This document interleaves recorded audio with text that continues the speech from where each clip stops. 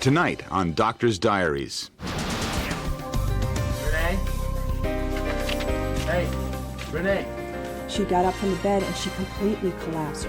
So that's when we knew this was not a stomach virus. When they asked him later, he said that actually he made a pipe bomb. It exploded and basically blown off almost his entire left hand. We're gonna see if we can save this hand, okay? But it's badly damaged.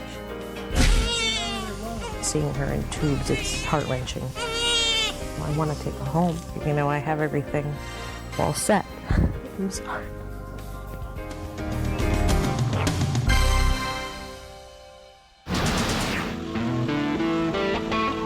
Oh, God.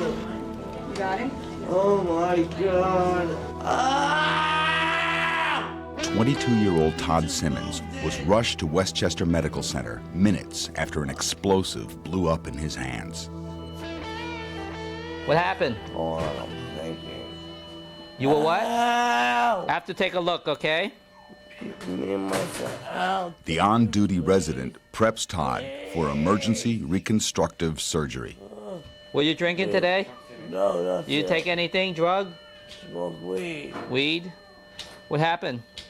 Ah, if you pull my hand out, I can tell you. Okay. I have to take down this dressing to take a look, okay? You have to go to the OR tonight. We have to close this. I didn't have much of a story of what really happened. My resident on that night had told me that, this guy bomb went off in his hand, and I was like, none of the pieces seemed to fit. It just didn't seem like your regular story of your normal hand injury.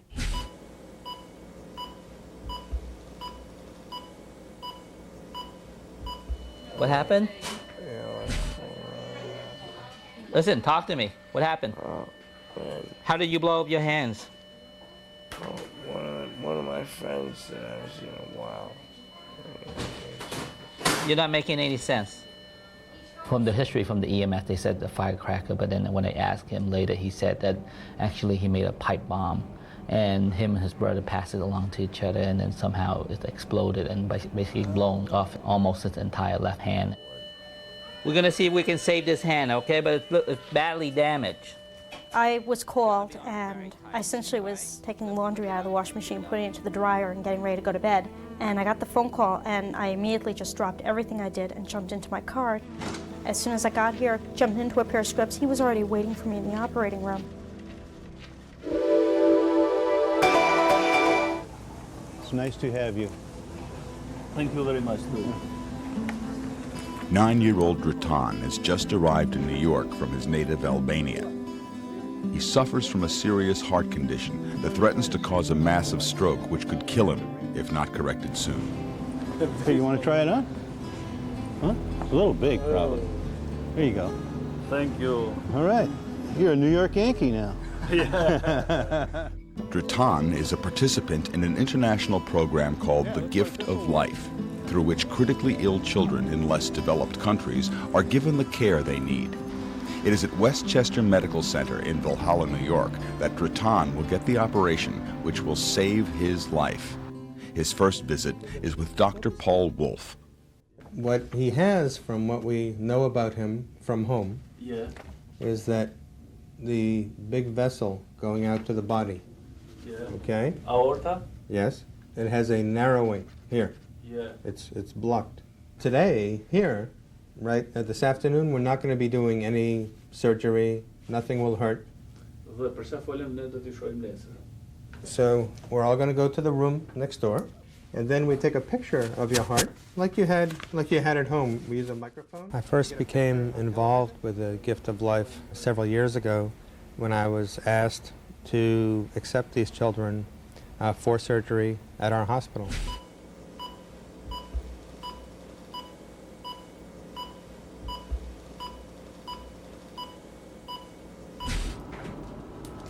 Now, with this picture, we're looking for the aorta. This is the aorta, the major vessel that comes out of the heart. And these are branches that go to the head and to the arms. And you see it comes down to here, and then it gets narrow. This is where the blockage is, right here. So that's the area that will have to be enlarged by the operation. When he would try to play and do the usual activities for somebody his age, he became short of breath, his legs hurt a lot, and he really was not able to do the things that other boys his age could do. So that was certainly very sad to hear.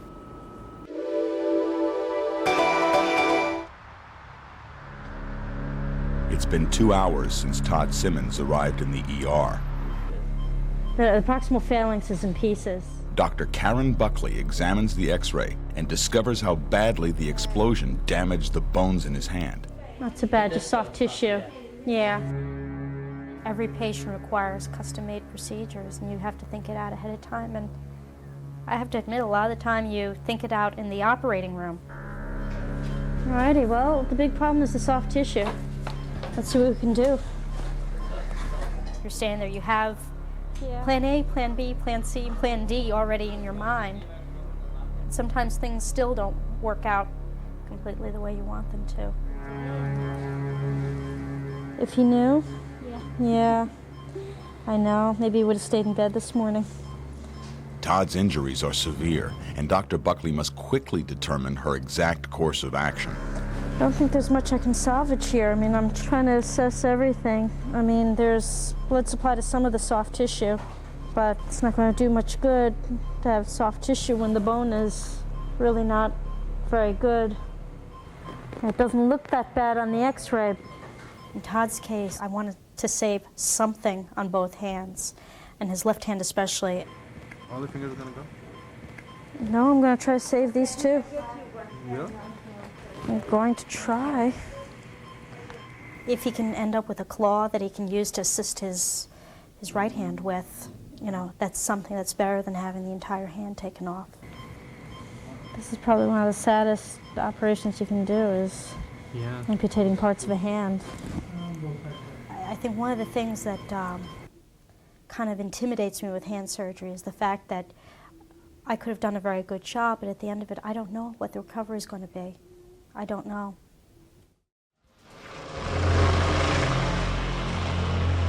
Renee, how old are you?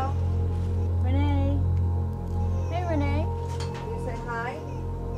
When it happened that night, I was holding her in my arms, and she was like a rag doll. And I thought right then and there, oh God in heaven, what am I going to do? Little pinch. When 6-year-old Rene Young was rushed to the ER at Westchester Medical Center, she was in diabetic shock.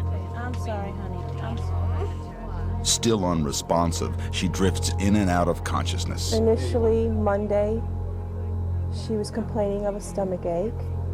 We thought it was a stomach virus. Renee. Renee. Hi, hon. She started getting extremely lethargic. So finally, the last time, Thursday night, she got up from the bed and she completely collapsed. So that's when we knew this was not a stomach virus. I'm sorry, honey. In a serious situation, a diabetic has an extremely high blood sugar level.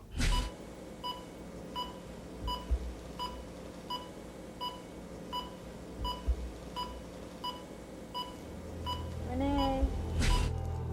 Hey, darling. There you go. Renee. Gotta stay awake. Doctors are afraid that Rene, with a blood sugar level 8 times higher than normal, will slip into a coma. Rene? Hey, Rene. Rene. This morning at about 2 o'clock in the morning, I got a phone call that there was a liver available for one of our patients. And the operating room time was going to be about 6 in the morning, but it was going to take several hours to get there. So I came in the hospital about 4 o'clock this morning. Hi, we're here. Happy to see you, doctor. Dr. Jim Piper's transplant patient is Mr. Vincente Tejada, who's been waiting for a liver for more than 2 years. Dr. Piper started the liver transplant program at Westchester Medical Center 4 years ago. Can someone answer that? Joanne, can you? Is that Dr. Lim? Hi, Drayton. Ask him if he wants to come up and play. Oh, if he doesn't play, he works. Well, then tell him not to come up, because we're going to have fun. Because they're going to have fun. If I get a donor call, I must think about it a lot because I can never get back to sleep. If I get a call in the middle of the night about a patient, I can answer the question and go back to sleep within a minute or so. But if I know that I've got to get up in an hour or 2 hours and go out and get the organ, I'll sit there and just stare at the clock.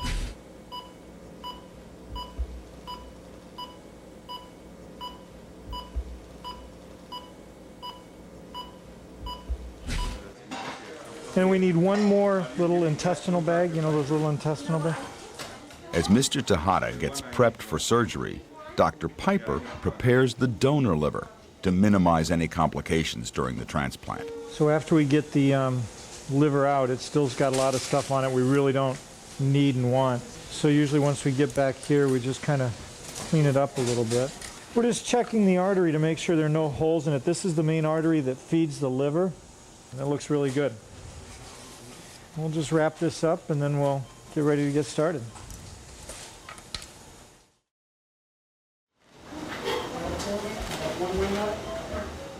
I knew I wanted to do surgery ever since I was in high school. Actually, between my junior and senior year, a friend of ours who was an obstetrician gynecologist got me a job as an orderly in the operating rooms at a hospital back in my hometown. Fell in love with it. Probably the 37 or 27. 27 is probably okay. He's not that deep. I decided on transplant because cardiac surgery, I think, is a very exciting field and one I would have been happy in, but it's doing the same operation day in and day out, and I thought that that might get boring with time. Another tubing clamp, please. Ready? Okay. Are we ready to go on and try and see what we can do? Yeah. Let's see what we can do.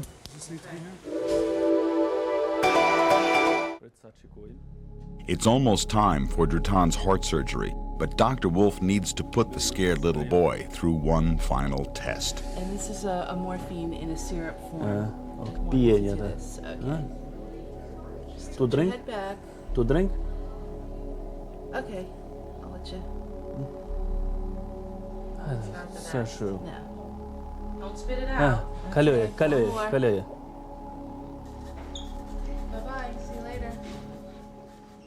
It's wonderful to be able to offer children the knowledge that you have and the skills that you've acquired and help them. It's a great feeling. And you have to realize while you're putting them through any procedures that you do or any temporary discomfort, you know that you are putting them through this for a greater good, for a greater end where they will benefit. So as long as you know that, then it's much easier to do. It's okay. It's okay. His blood pressure, because of the delay in treatment from Albania, the blood pressure may stay elevated for months to maybe a year. So you may need anti-high blood pressure medicine in order to help that stay low. So you can see this is the artery, right? That's why it shot across the room, and it's pretty red. You really can't avoid the blood loss when it's the artery in a big kid. Okay, so right now I'm just putting the catheters in and recording in a few minutes.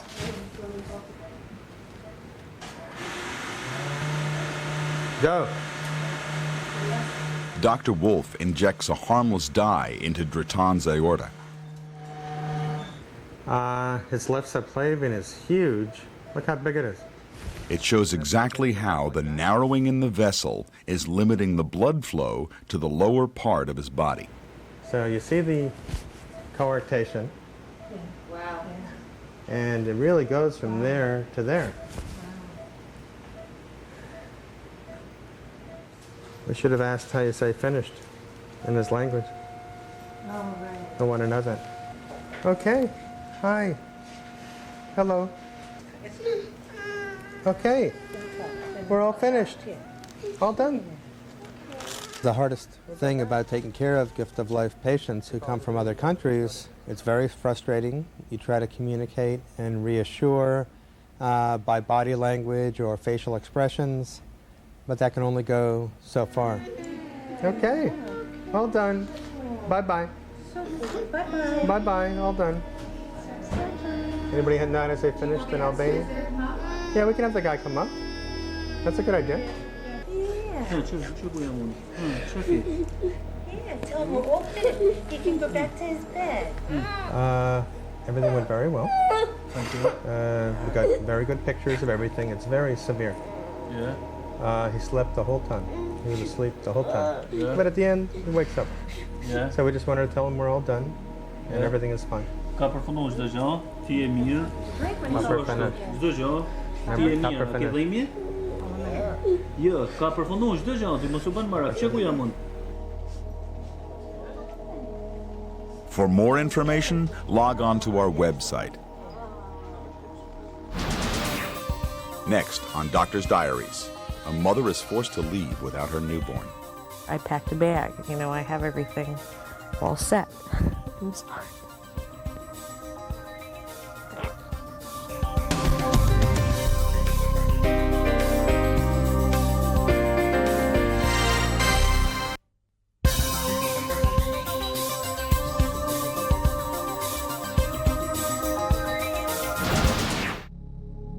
Dr. Karen Buckley has been in the operating room for 5 hours trying to repair what's left of Todd Simmons' hand.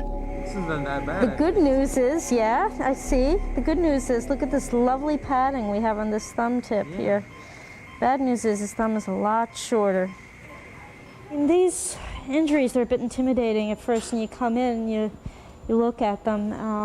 You know, he had a lot of soft tissue damage.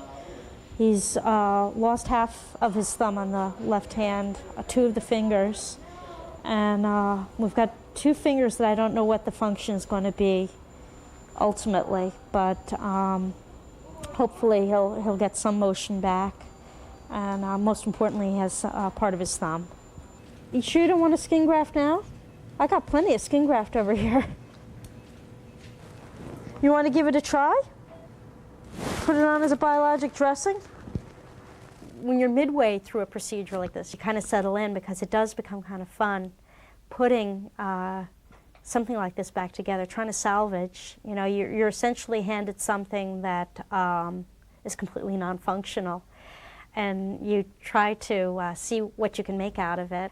Skin grafts and bone grafts, and using them, you know, in different places. It's like a puzzle, huh? Yeah. I always tell my patients that what we do, even though it seems so arduous, is about 10% of the ultimate result, maybe even less than that. The other 90% is physical therapy and their participation in it. And even if they participate fully in physical therapy, they still may have a very rough course and may require further surgery. I think all the explaining in the world is probably not going to set it straight with him that, you know, we're not the ones who created this injury. He's going to wake up without his hand. He's going to be blaming me.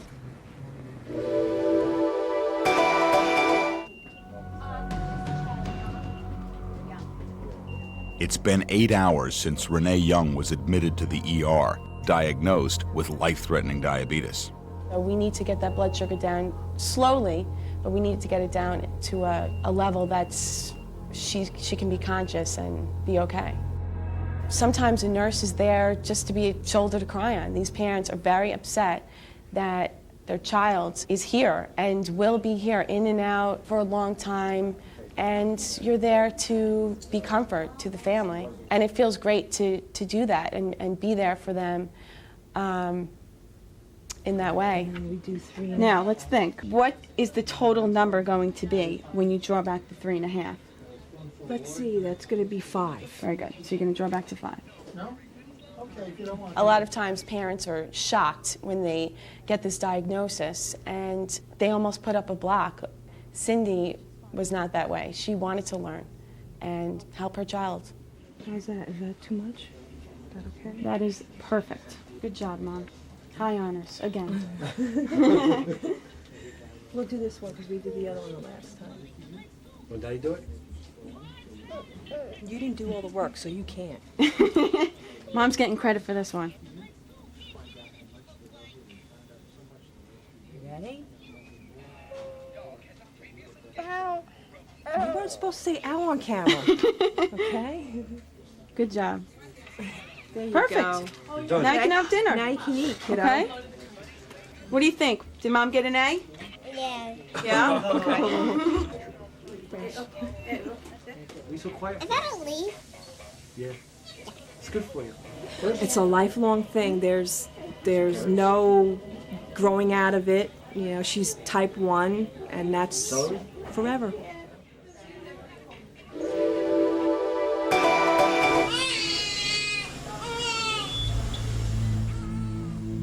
Five-day-old Madison McGuire Bacata was born 2.5 weeks premature. She was preterm. She was about 5'7" when she was born. The reason why they delivered cesarean, which they were going to do anyway, but at 38.5 weeks, not 36 weeks, my amniotic fluid came down, and it was really low. The surgery, you know, it went as planned, and they said everything went beautifully during the surgery. When she was pulled out, she had sucked in fluid. Because Madison was born prematurely, her lungs are underdeveloped. She must remain on a respirator until they can mature and clear of fluid. In order to help them maintain a normal body temperature, they're placed in an incubator usually until they're able to better regulate their own body temperature.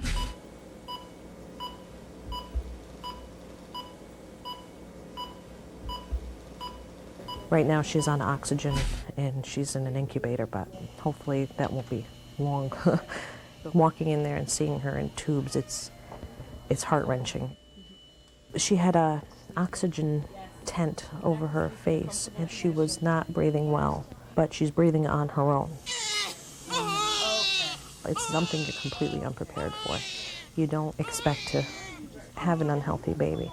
I guess your concerns are more of 10 fingers, 10 toes, and you know, everything's intact as far as, you know, how she looks on the outside.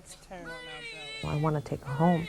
I have to go home without my baby, you know, and that's something you definitely don't prepare yourself for. I packed a bag, you know, I have everything all set. I'm sorry.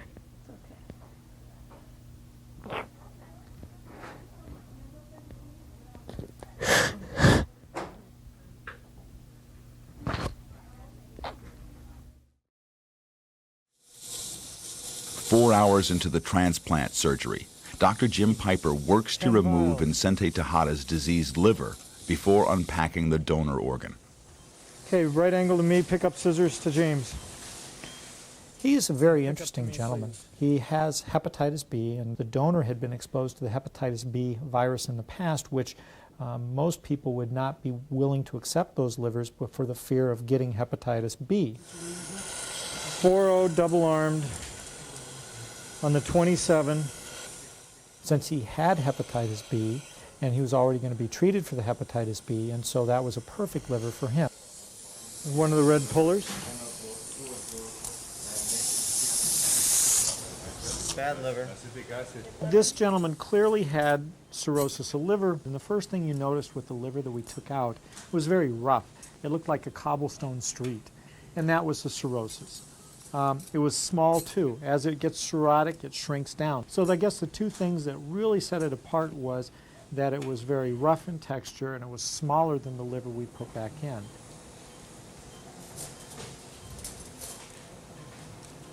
The liver is one of the most amazing organs in the body. And one of the most amazing things about it is its ability to get to the size that it needs to be. If we take a small piece of liver, and if that liver is not big enough, it'll rapidly grow, literally over a week, 10 days, to the right size. And more amazing is if we put it in and it's too big, it'll shrink down over the course of 5 days or so to the right size.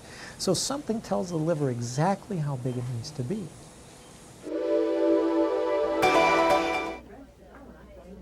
Tell him that it's very normal to be a little scared when you come into the hospital.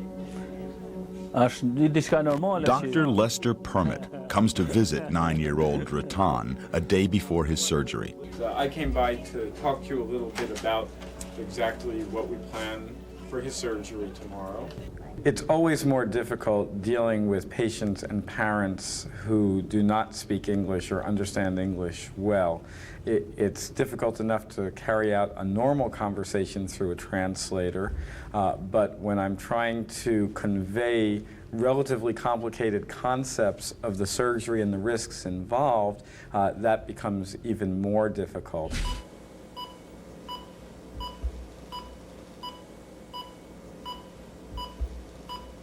This is a diagram of what the heart looks like. Yeah. But in Drayton, there is a narrowing in the aorta that occurs in a pretty typical location. And the two choices would be either to completely remove the narrow area, as I've shown here, cut it out, and then sew the two ends together, or to make a cut across the narrow area and put on a patch to enlarge the vessel in that area. I think it's important that he knows that we're going to fix it tomorrow. Yeah. We don't have to tell him a lot about the details, but he should know that tomorrow we're going to make everything better. Yeah. In Drayton's situation, the main problem is that the upper part of the body has such a high level of blood pressure that he's at risk for all the sorts of things that an older person with primary high blood pressure might succumb to. Heart failure, stroke, and the development of aneurysms that can rupture and cause severe brain damage or even death. Drayton. ازدواج باش كده شه بیار فاشن اسی جان سکا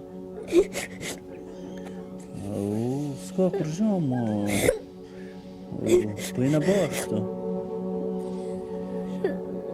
بچكي بينا باش بينا باش سكورديه vetëm kontroll do të bëjnë apo atë aparaturën atë asi gjë do të bëjnë vetëm atë After being incapacitated for 3 days, Melanie McGuire is finally able to visit her baby in the NICU. This is the first day I'm walking on my own. I was taking a wheelchair and kind of walking on the back of that, or walking with my mother, you know, with help. And now I can go down there by myself, which reassures me that when I go home and I want to come back, that I can do this on my own, as opposed to having someone hold me the whole way there. Parents do not understand, especially when they first encounter their baby in the NICU. It's a very overwhelming environment.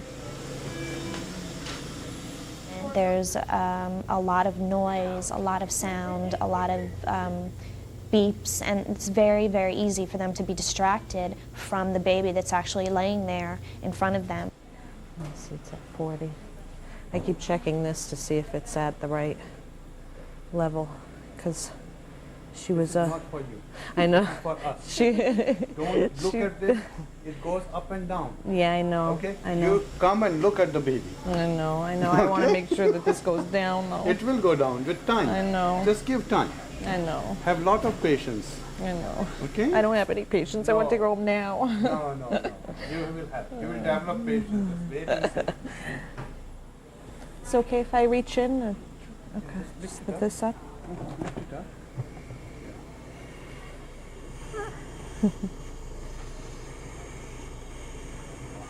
I love you.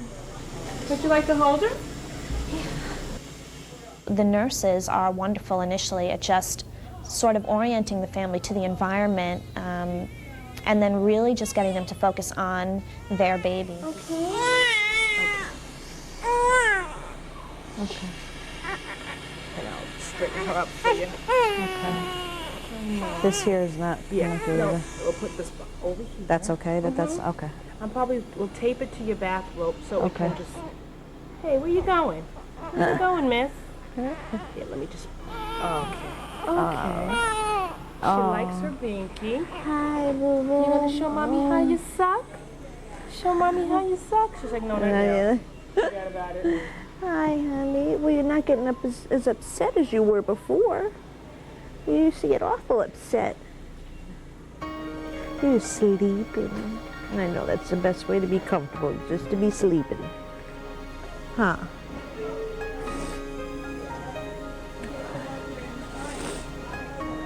Just to be sleeping. As long as you're sleeping, you don't know what's going on. That's the best thing. Just sleep right through it. In order to care for her diabetic daughter, Rene, Cindy must learn to change her family's eating habits entirely. But how do, I mean, I have a list, but I don't have like a huge list of what exactly. Is a protein, what's a carb? The exchanges, she didn't give you that? No, I have the exchanges, but I mean, there's got to be so much to each food group, you know? I mean, like, she mentioned like the Teddy Grahams, vanilla wafers, but there's so. Well, you know what you can do? You can turn the box around and see how many carbohydrates. I'm gonna have to do that. Right, you're gonna have to read labels. It's gonna take me You're like. gonna get great at reading labels. It's gonna take me like 3 hours to do shopping. I have to read every label. At first, but then you'll get used to it and you'll whiz You'll through. be fine. I'm gonna miss you. She's been great. She's been so great. My job is to get them accustomed to what they need to do to have a healthy child. Yeah, honey, look, you see this? This is important. You have to eat that right now, okay? You want me to put the tomato on there? You want to eat it like this because you have to eat it, hon. You have to. It feels great to teach a parent something or a child something and have them get it. Can I have this? No. You can't, because it's too many carbs, hon. You gotta have a certain balance, all right?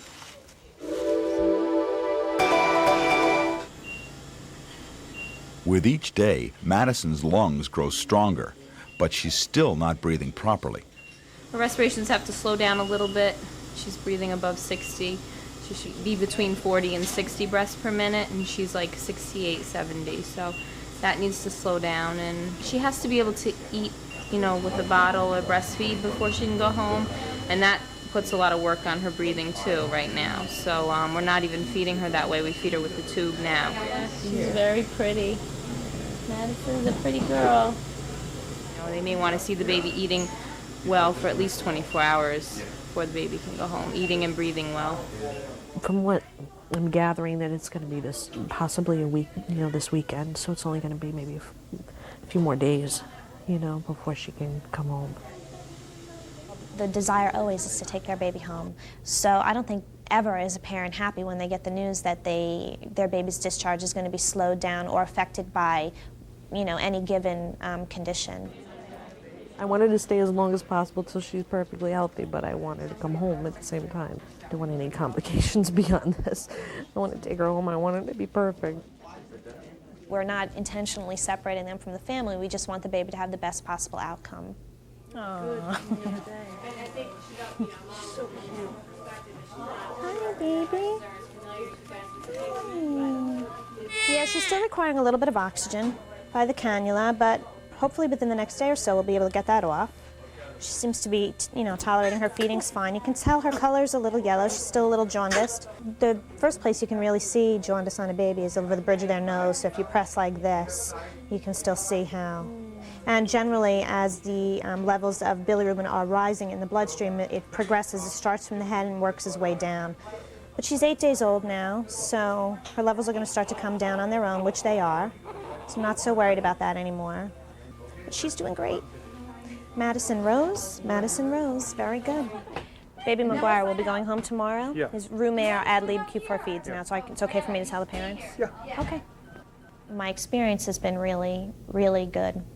I think what it comes down to is that when you work in an environment like a NICU for as long as I have, it becomes a part of you and a passion for you. Good girl, sweetheart. That's why I've been here all this time. It's just a deep love for the children and the patients that you take care of every day. Little Whopper Junior Cheese. Madison's prognosis is excellent. I think that she'll do really, really well outside of the nursery. I'm really looking forward to having kids, and I've been looking forward to it for a long time. Thank you so much. Drive safe. What sort of happens to you when you work in this kind of setting for as long as you do, you tend to think that every baby is going to be born either prematurely or with a problem, and you forget that babies are born every day all over the country well and healthy, and you definitely, I'm in my mid-30s, and you definitely get a strong maternal instinct, and you know, you just hope and pray that everything happens in time and that, you know, someday I'll be blessed with children of my own. Definitely. Sweet girl. Hey there. It's been 5 days since Rene was rushed to the hospital unconscious. Her diabetes is under control, and she's finally able to go home. When we brought her in, I would have given anything to see that. You know? I can't believe I'm going home. I can't believe I'm going home. Oh, you're welcome. You're welcome. Good luck to you. Okay. You guys are leaving? Yeah, we're leaving. Discharge. Discharge. We're out. Okay, here. nobody told me. Oh. Let me give you a hug. Renee? Good luck to you. Oh, I'm sorry.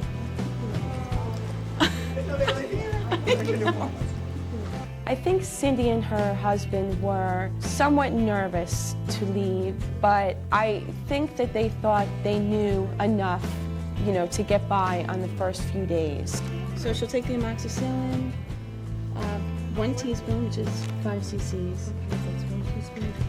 She knew she could do it. She was just a little shaky, but I think we gave her enough confidence to feel okay with going home. Look at Renee. This is your first time outside in 6 days. Yes. Even though we know technically we're not going to be alone because the doctors are always going to be in touch, it's a whole nother experience when you're walking out of that hospital and you're saying, okay, you know, I've graduated now. What am I going to do now?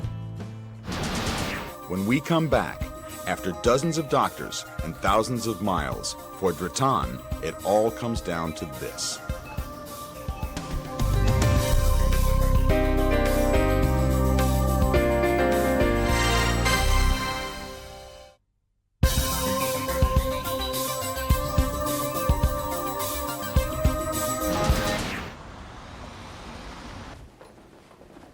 While on rounds the day after the liver transplant surgery, Dr. Jim Piper visits his patient, Vincente Tejada. Let's just take a peek here. Look at that. Beautiful. All right. All right. It's less than 24 hours after his surgery. He's going to be going up to the floor today and getting out of the ICU. He's not bleeding at all. His blood counts are all stable. His liver looks like it's functioning well. Again, this is probably a little bit better than we would expect most people to be doing, but you know, it's not that unusual for people to do this well after transplant. You know, 24 hours ago you were just finishing your transplant. You're looking pretty darn good. Okay? All right. Tomorrow we'll see you up on the floor. All right. Bye-bye. In process. You gotta love it. For more information, log on to our website. Back home, Cindy Young has stocked her kitchen full of foods that will help her daughter Rene keep her diabetes under control. We've got applesauce. I still haven't been able to get Rene to eat this. Grapes, carrots. All this stuff used to be foreign in our refrigerator, but now it's not. These are all the needles and the prickers, the lancets, I guess you call them. I call them prickers. We keep them in the soda bottle. I think what we're probably going to be experiencing now is the living of it.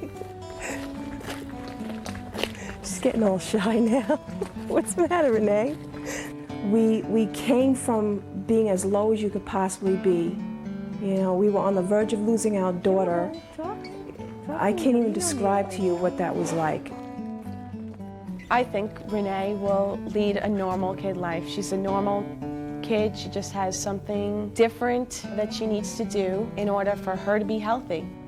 Who's that? Bubble, Yeah. Blossom, Buttercup. Oh, wow, and I didn't even know their names either. You're so smart. Is that her bus? Yeah, that's your bus. Give me a hug.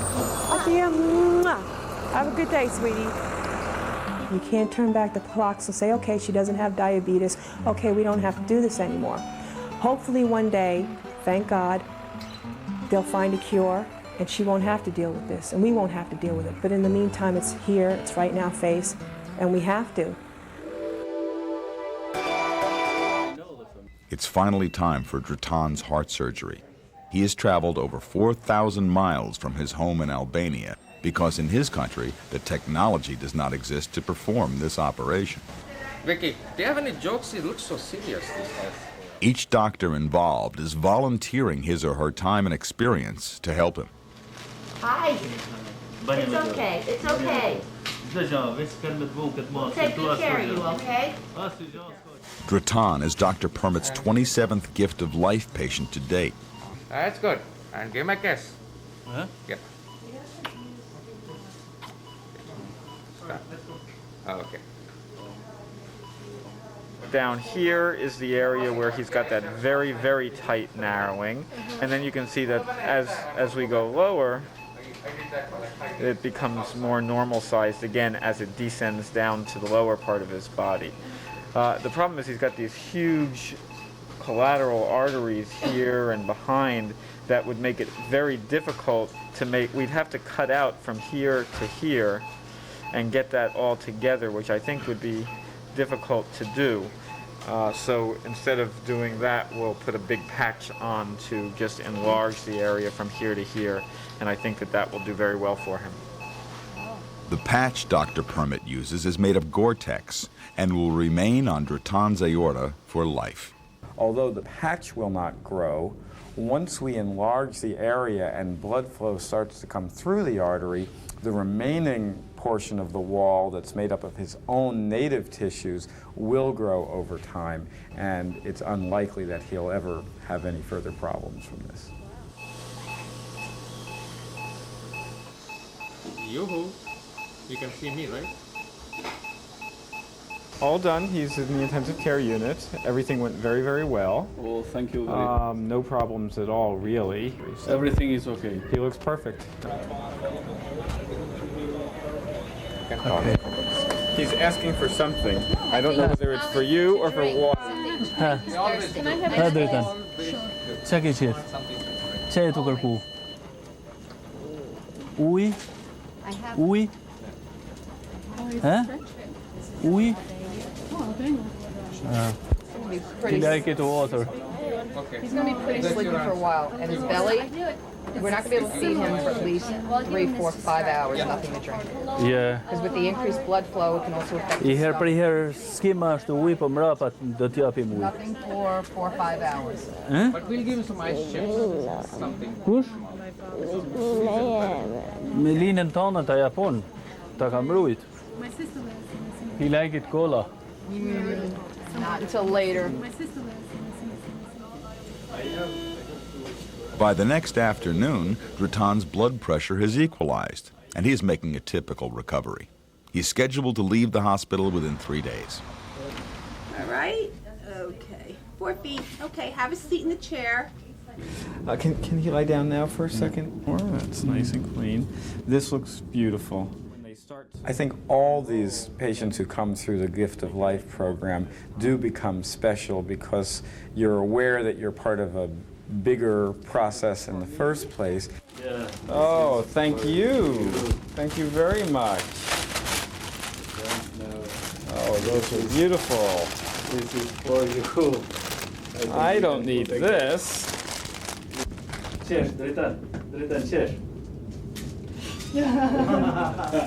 The expression of that gratitude really comes across much more emotionally in these patients because they really feel that if you didn't take care of them, there was no one else who could have done that, and that they might well have either been very sick or even died.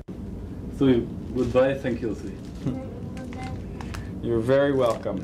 Good evening, ladies and gentlemen, and welcome to Swiss Air Flight 103 and American Airlines Flight 63. Having had this surgery, Drayton can now return to Albania and begin to lead the life of a healthy 9-year-old.